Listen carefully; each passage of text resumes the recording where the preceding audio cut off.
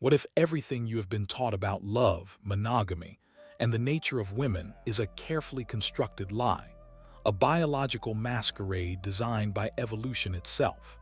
Within the next minutes, we will tear down the velvet curtains of this grand theater and expose the raw primal machinery operating behind it.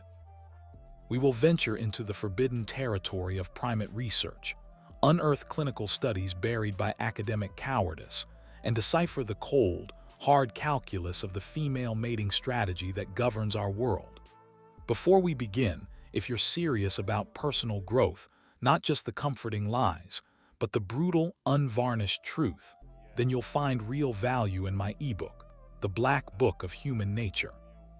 It's a practical manual that breaks down the suppressed truths of human behavior, giving you the tools to finally understand yourself and the world more deeply. The link is in the pinned comment. Imagine for a moment the life of a man we'll call Alex. He is you 5 years from now if you continue on the path you're on. He followed the script. He was the good provider, the reliable boyfriend, the devoted husband. He worked 80-hour weeks not for himself, but for her, for the dream house with the white picket fence for the future children, for the life they promised each other on their wedding day. He remembers the joy of those early days, a visceral electric current that made the world feel soft-focused and full of promise. He remembers the feeling of her head on his chest, the whispered assurances of eternal loyalty, the shared laughter that felt like it built a fortress around them. This is the joy we are all sold. Emotional hook that keeps us invested in the system. It is real, it is powerful, and it is the most effective bait ever devised. Alex built his entire identity, his entire sense of worth on being the cornerstone of this small, perfect world. Then one utterly ordinary Tuesday, it ended. There was no dramatic fight, no single unforgivable sin. It was a conversation over a kitchen island littered with mail. Her words were not angry, but calm, resolute, and terrifyingly final. I love you, but I'm not in love with you anymore. I need to find myself. We've just grown apart. The phrases were so cliché, they felt like lines from a bad movie. But the devastation they wrought was absolute and unique. The fortress of shared joy was revealed to have been a house of cards, and with a gentle breath it was gone. This is the shock that shatters men. The cognitive dissonance that arises when the fairy tale narrative violently collides with a darker, more ancient reality. What Alex experienced was not a unique personal failure, nor was it simple misfortune.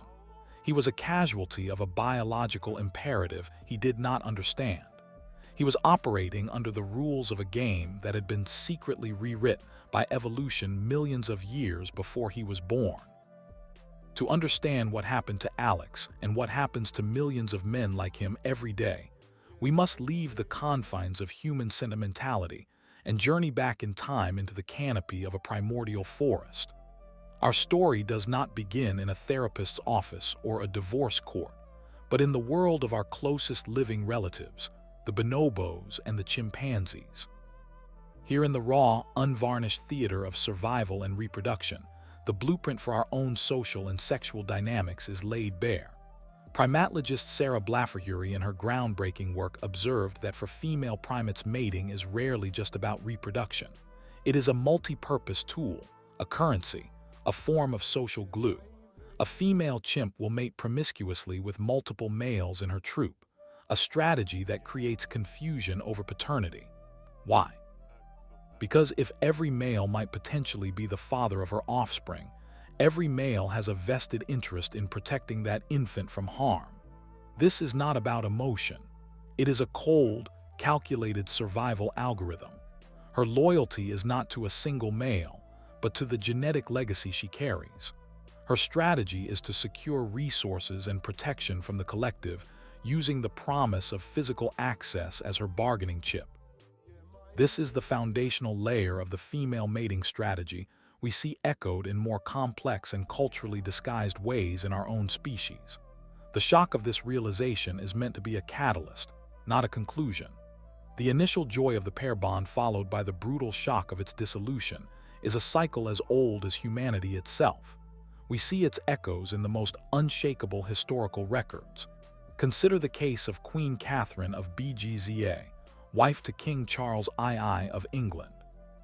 She was the epitome of the loyal, devoted wife, positioned at the absolute pinnacle of society. Yet Charles was famously brazenly unfaithful, maintaining a harem of mistresses who bore him a dozen illegitimate children. What was Catherine's strategy? Did she revolt? Did she leave? No, she endured. She maintained her position as queen, securing her resources and her status while strategically navigating the court politics influenced by her husband's favorites. Her loyalty was to the crown, to her survival, and to the stability of the political alliance she represented, not to the romantic ideal of monogamous love. Her story is not one of tragic victimhood, but of a woman executing a complex survival strategy within the constraints of her time. She understood the real game being played. Even if the poets and priests of her era sang a different tune, this is the reliability of the pattern. From the jungle to the royal court, the underlying currents of strategy and resource security remain eerily consistent. Now let us bridge the gap between the primate troop and the modern marriage with some of the most damning data-backed claims ever to be published, and then promptly ignored by the mainstream. The work of researchers like David Buss and the massive cross-cultural studies on mate preferences provide the cold, hard data across dozens of cultures from the United States to Zambia. The results are unequivocal. Women on average consistently and overwhelmingly value resource potential and social status in a long-term mate more than any other characteristic, including physical attractiveness. This is not a social construct. It is a deep-seated evolutionary adaptation. A woman is biologically wired to seek a male who can provide not just for her, but for her offspring during their long period of dependency. This is the provider archetype. But here is where the masquerade deepens concurrently, and this is the critical piece most men miss. Studies on female fantasy and short-term mating desires reveal a powerful parallel attraction to a different kind of man altogether. This is the man who displays genetic fitness, dominance, and cues of high testosterone, the CAD or the alpha archetype. This is the dual mating strategy hypothesis, and it is the skeleton key to understanding the entire modern mating marketplace. Think of a successful, powerful CEO. Let's call him Mark. He is a modern-day Alex, but further along the path. He has achieved the pinnacle of the provider dream. He has the wealth, the status, the large house. He believes he has won the game. He marries a beautiful, charming woman who is by all accounts deeply in love with him. The joy is palpable. Yet what he does not see is the quiet subconscious calculation. He is the ultimate provider, the safe bet. But after the marriage, after the children, a profound and unsettling curiosity often awakens in his wife. The security he provides becomes the new baseline, the expected norm. The very stability he worked so hard to create can paradoxically become a source of boredom and restlessness. The thrill of the chase is over. The provider has done his job. And in the quiet comfort of the life he built, a dangerous question begins to form in her mind. Is this all there is? This is not a conscious, malicious plot. It is the whisper of an ancient primal script written over millennia that values genetic diversity and the excitement associated with dominant high testosterone males as a complement to the security of a stable provider. This is the inspiration for this entire inquiry, not to vilify women, but to understand the invisible forces that shape their desires and, by extension, our lives. The most shocking evidence for this dual strategy comes not from psychology but from genetics itself. A series of studies, most famously one published in the British Medical Journal, have consistently found rates of paternal discrepancy, that is, men raising children who are not biologically their own, anywhere from 1% to 3% in mainstream populations and skyrocketing to over 10% in some studies where paternity was already in question. Let that data point sink in. In a room of 100 fathers, statistically 1 to 3 of them are investing their entire lives, their resources, their love and their legacy into children who are not their genetic heirs. They are in the coldest biological terms being used by the female strategy to secure resources from a reliable provider. while the genetic material may have come from a different, often more physically dominant or genetically desirable male. This is the ultimate betrayal, and it is not a rare freak occurrence. It is a mathematical certainty, a direct data-driven consequence of the primal mating strategies playing out in our modern world. This is the ghost in the machine of our society, the unspoken terror that lurks in the subconscious of every man who has ever felt a flicker of doubt. So where does this leave us? It leaves us with Alex sitting in his now half-empty house, and Mark the CEO oblivious to the quiet shifting of the sands beneath his feet. They both believed in the masquerade. They believed the contract of monogamy was a simple mutual agreement of love and loyalty. They did not realize they were signing a complex biological contract written in a language they couldn't read, one that contained clauses and caveats rooted in the survival strategies of our primate ancestors. The joy was real, but it was a temporary phase in a much longer, more brutal game. The shock was the inevitable result of this misunderstanding. The reliability of the pattern from bonobos to queens proves this is not personal but systemic. The curiosity about why this happens is the first step toward awakening, and the inspiration, the power that comes from this knowledge, is the realization that you are not a victim of a cruel random universe. You are a player in a game with defined if hidden rules. The question is no longer why did this happen to me? The question becomes, what are the rules and how do I master them? This, however, is only the beginning. Understanding the what is merely the first layer of the truth. We have identified the disease, the primal blueprint that governs female behavior. But a diagnosis is useless without a cure. The immediate burning question that now arises from the ashes of this revelation is the most important one you will ever ask. If this is the true nature of the game, what is the winning strategy? How does a modern man navigate this brutal landscape? Is the answer to become the untrustworthy cad, exploiting the strategy for short-term gain? Or is it to double down on being the provider and simply accept the inherent risks? Or is there a third, more powerful path? A synthesis that transcends this ancient duality and allows a man to build a life of unshakable purpose and genuine attraction on his own terms. This is where we will move from diagnosis to prescription. We will expose the three male archetypes, the beta provider, the alpha cad, and the forgotten third option that holds the real key to power. We will delve into the dark history of male disposability and uncover the psychological trauma that keeps men trapped in cycles of exploitation. This is where we stop being spectators to our own destruction and start learning how to win. The diagnosis is complete. We have dissected the grand illusion, peeled back the layers of social conditioning to reveal the primal biological circuitry beneath. We have seen the dual mating strategy in action, from the confused paternity of the chimpanzee troop to the quiet despair of the modern man in a silent, half-empty home. This knowledge is a powerful poison, and it courses through your veins, burning away the last vestiges of a comfortable lie. But a poison in the right dosage can also be an antidote. To be left here with only this brutal understanding is to be a doctor who has identified a terminal illness only to shrug and walk away. It breathes a cynical paralysis, a black pill despair that sees the trap in everything and the escape in nothing. This is the crucial crossroads where most men falter, where the shock curdles into bitterness or a detached nihilistic amusement. But for you, for the man who seeks not just to understand the world but to command his place within it, this is where the real work begins. The autopsy is over. Now we must talk about resurrection. We must forge a new male archetype from the shattered fragments of the old, a synthesis that transcends the ancient brutal dichotomy of cad versus provider. The path to power does not lie in rejecting the primal game, but in mastering its rules so completely that you rewrite them in your own image. The initial shock of this red pill revelation is meant to be a violent birth, not a quiet death. It is the demolition of the unstable foundation so that you can build a fortress upon the bedrock of truth. Let us first give the enemy a name and a face, for the two archetypes that have been presented to you are both in their pure forms traps. On one side we have the beta provider. He is the cornerstone of civilization, the man who built the pyramids and the skyscrapers.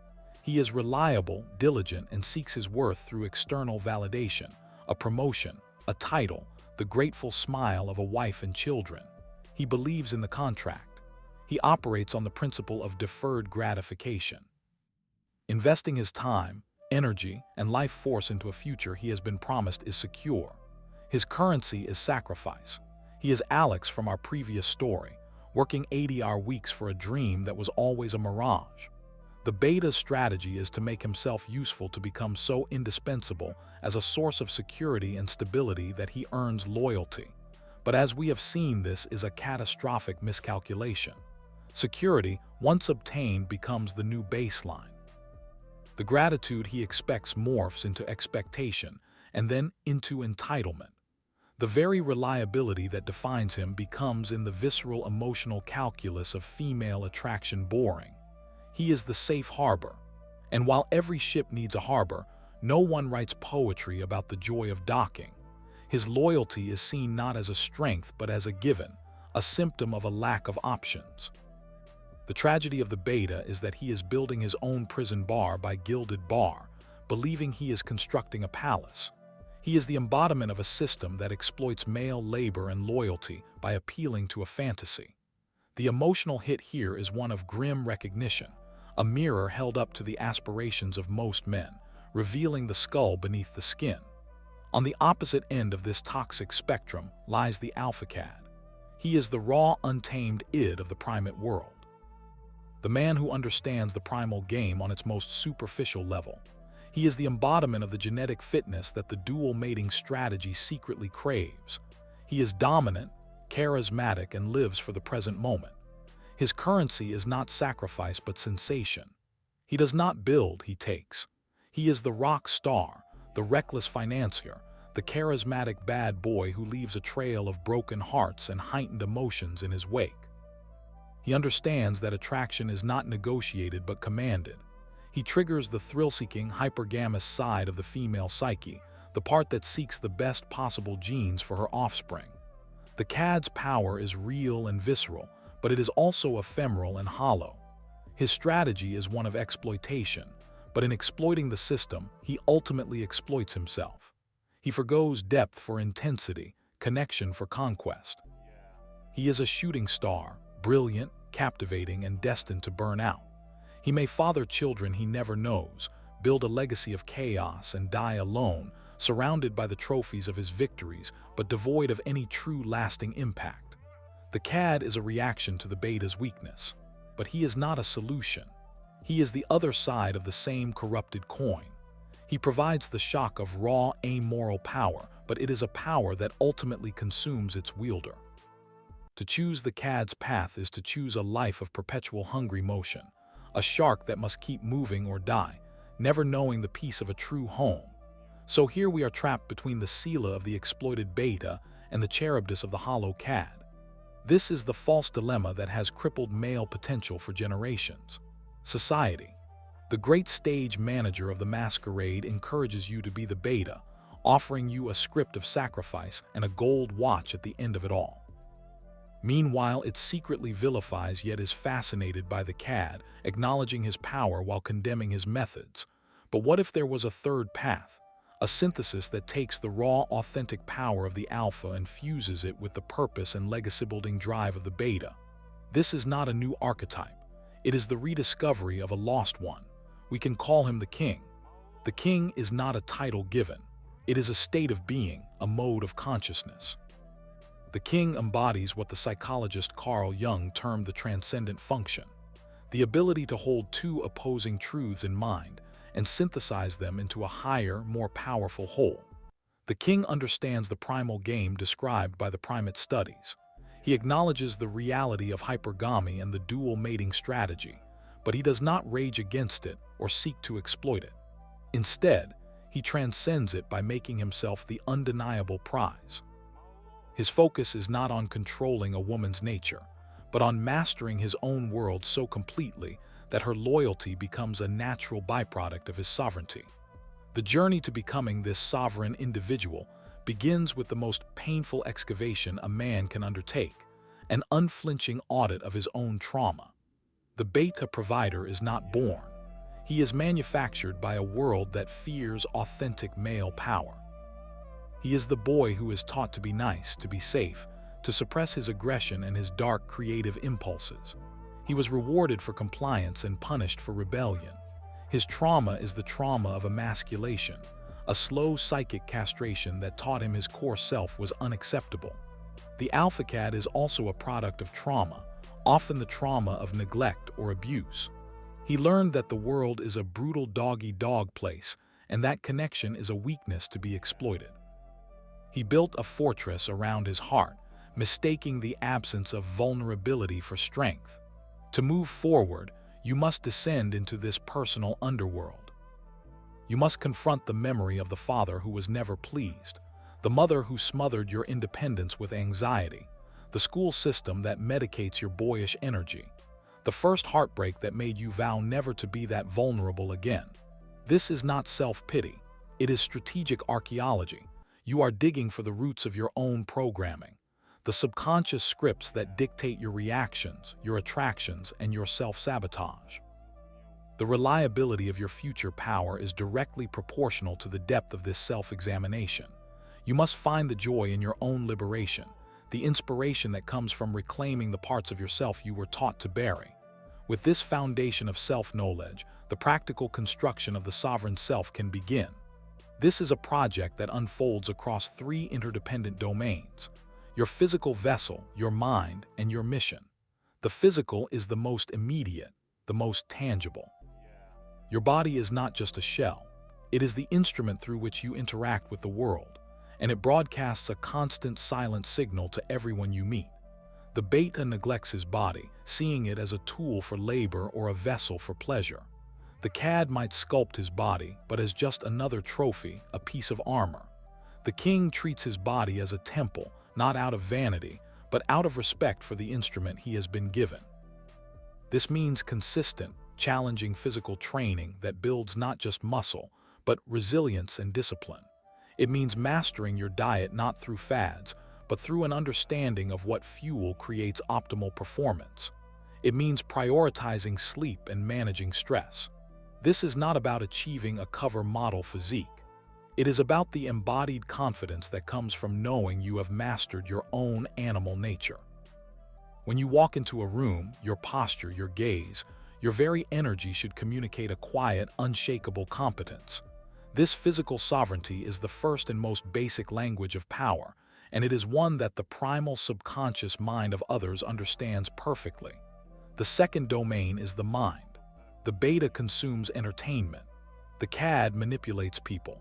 The king consumes knowledge and builds a world-class intellect. This is where the dark academia aspect of your positioning becomes a practical weapon. You must become a philosopher king in your own right. This means a relentless disciplined study of history, philosophy, psychology, and strategy. Read the Stoics not as ancient texts, but as operating manuals for mental fortitude. Study Sun Tzu's The Art of War and Machiavelli's The Prince, not to become a tyrant, but to understand the geometry of power that shapes human interaction. Delve into the works of Jung, Nietzsche, and Evola to map the depths of your own psyche and the archetypal forces that move civilizations. This intellectual framework is your strategic command center. It allows you to see the meta patterns in the chaos of daily life. It provides the emotional shock absorbers to handle setbacks, not as personal catastrophes, but as tactical problems to be solved. A sovereign mind cannot be manipulated by advertising, swayed by mob sentiment, or broken by a woman's shifting emotions, because it is grounded in a timeless, impersonal understanding of how the world works. Your curiosity becomes your greatest asset, leading you down rabbit holes of knowledge that compound over time into profound wisdom. The third and most important domain is your mission. The beta's mission is external and contingent, to be a good husband and father. The cad's mission is hedonistic and self-serving, to have fun and experience pleasure. The king's mission is an internal non-negotiable drive that exists independent of any relationship. It is your life's work, your art, your contribution to the world. It is the thing you would do even if no one ever praised you for it, even if you never made a dollar from it. For some, it is building a company. For another, it is writing a symphony. For another, it is mastering a craft or pursuing a scientific discovery. This mission is your central pillar. It is the source of your authentic, unshakable confidence. A man without a mission is a ship without a rudder, tossed by every wave of external opinion and feminine emotion. A man on a mission possesses a magnetic pole. He is not looking for validation. He's too busy building his cathedral. This focus is intensely, paradoxically attractive. It communicates that his time, attention, and commitment are valuable resources not to be given away freely. He is the one who sets the frame of his life. A woman in his world is not the goal. She is a potential ally, a companion on his heroic journey. But the journey itself is paramount. This is the ultimate inspiration. The realization that your value is not determined by your ability to provide or your capacity for charm, but by the depth of your purpose and the strength of your will to see it through. When you synthesize these three domains, the physical, the mental, and the purposeful, you achieve a state of integrated sovereignty. You are no longer playing the game of CAD or beta. You are playing your own game on a different board entirely. Your very presence becomes a source of stability and inspiration what the ancients called Vieras. In this state, the dynamics we uncovered in Part 1 cease to be a threat and become simply a feature of the landscape like the weather. You understand that a woman's loyalty is not something you can demand or negotiate. It is a response to the undeniable value you represent. It is a natural consequence of your sovereignty, not its objective. You offer not just security, but the thrill of the unknown that comes from being with a man who is constantly evolving, growing, and conquering new frontiers. You become both the safe harbor and the exciting voyage. This is the final liberating emotional hit, a profound calm joy that is not dependent on external circumstances. It is the joy of self-ownership. The masquerade of monogamy is over for you. Not because you have rejected connection, but because you are now capable of entering into a bond from a place of strength and truth, not fear and fantasy. You see the primal strategies for what they are, and in that clear-eyed vision, you find the power to build something truly transcendent, a life of purpose on your own terms, answerable only to your own code. The game will always be there, but now you are no longer a pawn. You're a player, and you are just beginning to learn the moves.